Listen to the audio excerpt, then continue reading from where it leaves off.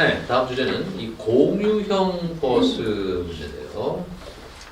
이게 지금 혁신이냐 불법이냐 갈림길에 서 있습니다. 그래서 이 통칭에서 이제 모빌리티 플랫폼이라고 모빌리티 플랫폼 숨통은 언제쯤 트일까 이런 주제를 좀 다뤄보겠습니다. 그래서 박광석 국장님 공유형 버스가 뭔지 좀 간략히 설명해 주시겠어요? 그야말로 공유한 버스 않습니까? 전세 버스죠. 예를 들면 애플리케이션을 통해서 이제 예약을 하고 광역버스처럼 운영하는 것이죠. 예를 들면 수원역에서 서울 갈 사람, 서울역 갈 사람 모여라. 그럼 거기 이제 신청한 사람들이 일정 부분 차면 그 버스가 서울로 가는 거죠. 이런 개념이죠. 근데 이게 지금 합법인가요? 그게 지금 이제 중간 정도에 와 있어서 이런 이제 논란이 지금 빚어지고 있는 거죠. 그것은 이제 법으로 이 전세 버스를 전세 버스업으로 이제 규제를 받게 되는 것이죠. 예. 근데 이제 이게 문제는 자 수원역에서부터 서울역까지 간다. 거기에 예를 들면 자 그러면 뭐 의양 톨게이트에서 나는 탈 테다. 이제 그것도 예약을 하면 거기서 또 태우고 뭐 어디서 남태령에서 태울 때는 태우고 이런 식으로 해서 계속 태워갖고 다면 이게 광역버스는 뭐가 다르냐. 그러니까요. 이제 그런 문제가 지금 되고 있는데 이 문제가 합법이냐 불법이냐 이런 문제와 더불어서 지금 우리가 입사금지 되고 나서 심각한 문제가 지금 출근길에 빚어지고 있지 않습니까? 평균 2대 놓쳐요. 네. 버스 자가용 갖고 다니시잖아요. 버스도 탑니다. 버스 타세요? 네. 그러면 아시겠네요. 네. 그래서 이제 이런 부분들이 사회 현상과 맞물려서 자 이거 뭐 우리가 출근하는 일이 중요하지 너희들 밥그릇 싸움에 이게 우리가 출근 못하게 하면 되겠냐 이런 논리와 하나는 법은 법이다. 전체 그럼 일반 광역버스는 뭐 괜히 있는 거냐 그러니까요. 그럼 택시는 괜히 있는 거냐 이런 논란이 지금 부딪히고 있는 것이죠. 과거의 사례들을 보면 이 문제에 대한 해법을 찾을 수가 있습니다. 김세현 소장님 이게 지금 저 느낌상 지금 연인원 8만 명이 지금 이용하고 있는데 지금 반응은 좋거든요. 대충. 그런데 지금 느낌상 그 타다 재판이 되는 게 아니냐 이런 우려도 있어요.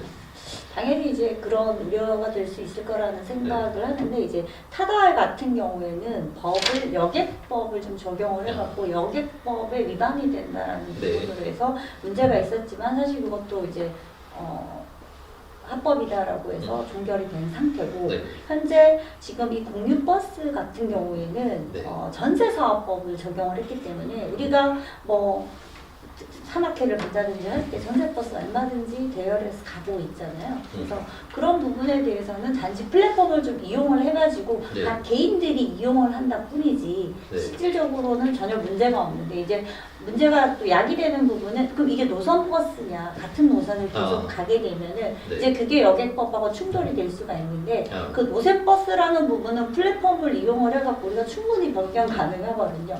자 1호차는 계속 1호 라인만 가는 게 아니라 차가 사실은 바뀌어주면 되거든요. 그러면은 이 법은 충분히 벗어나서 운행을 할 수 있겠다라는 또 생각도 들고요.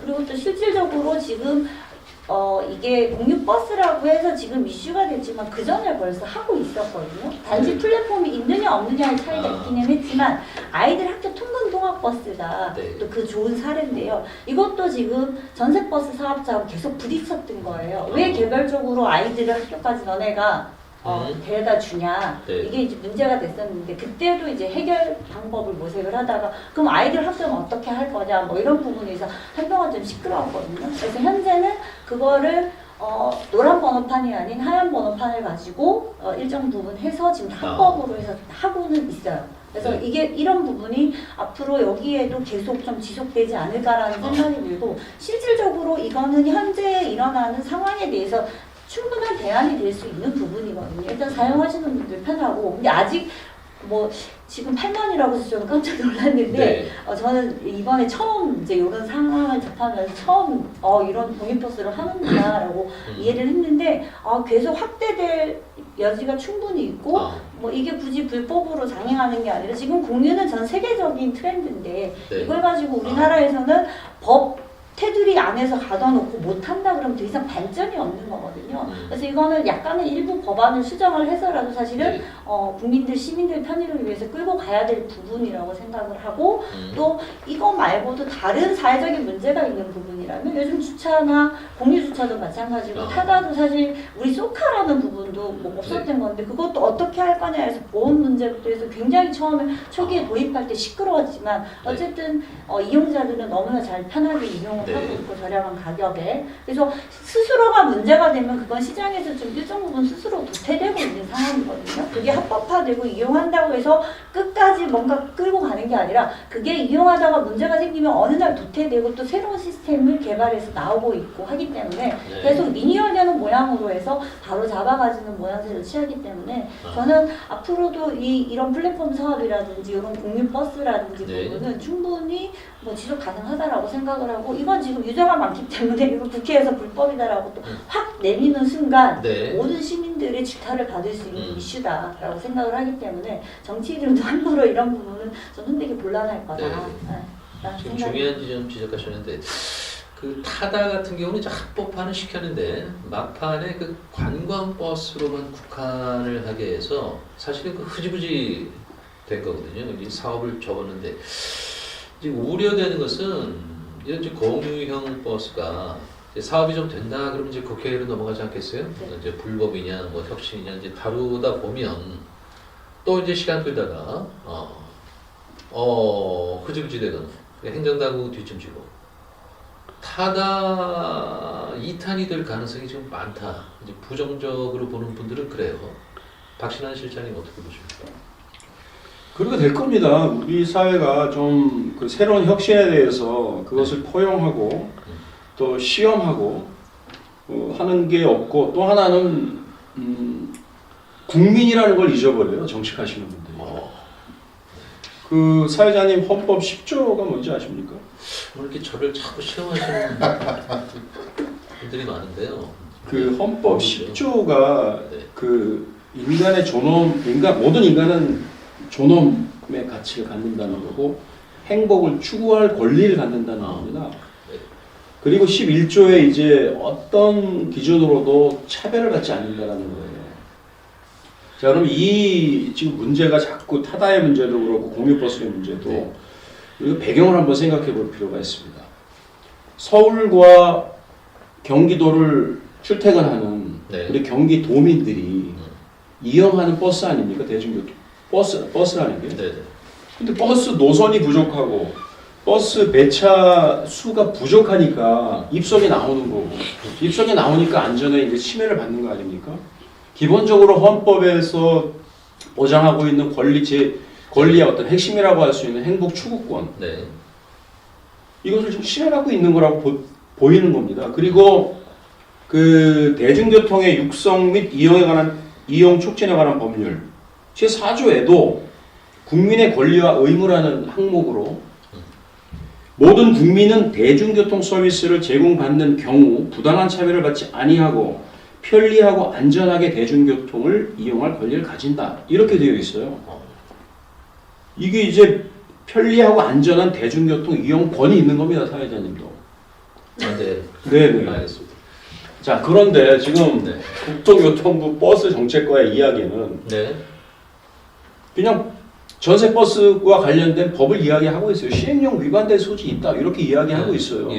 자, 그러면 헌법에서 보장하고 있는 편리하고 안전한 대중교통 이용권 또 법에서 본인들이 이제 운영하고 있을 것 같은데 이거. 자, 이 조항에 대해서는 어떻게 생각을 하는지가 묻고 싶어요. 자, 그러면 그 경기도에서 서울로 출퇴근하시는 경기도민을 위해서 노선을 대폭적으로 확대를 하고 버스를 증차해 주든지 당장 공유버스를 인정 안 하려면 시장에서 그 대중교통 시장에서 민간의 자율성과 창의성으로 또 불편함을 해소하는 아이디어를 내서 또 시민들 자체는 만족하고 있는데 지금 8만 명이 지금 200개 노선을 이용하고 있는데 이걸 뭐 위법의 소지가 있다?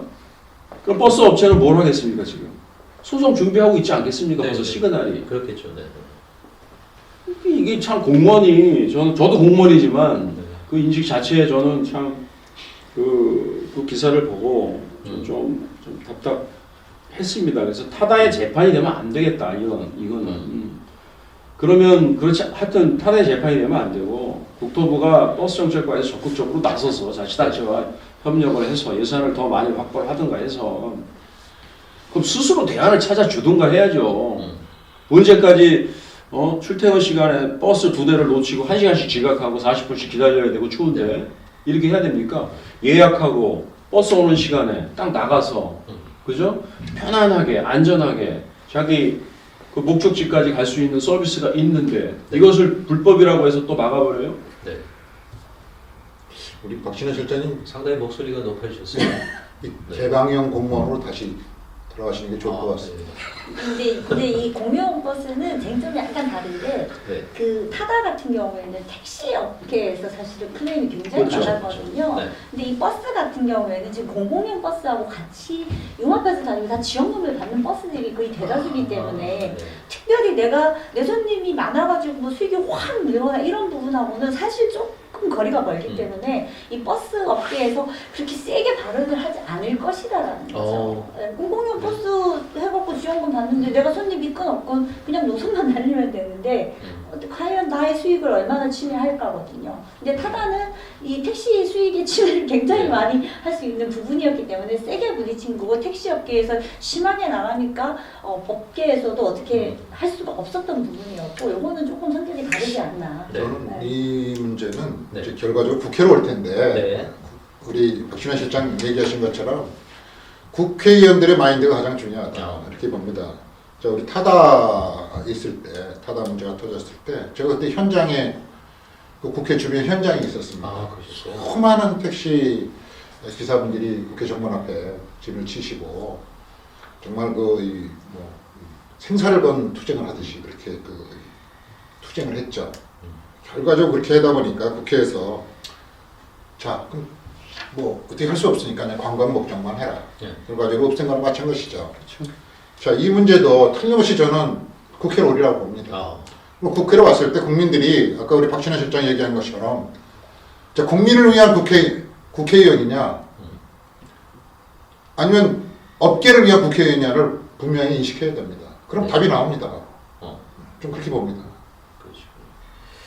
이게 지금 그 고양 식사동에 몇몇 아파트 주민들이 이 공영 버스를 지금 활용하고 있는데 회원제고 등록된 입주민만 이용하고 있습니다. 그래서 이제 아니나 다를까 고양시와 마을버스협회에서 소송을 냈어요. 그런데 무혐의 결론을 받았습니다.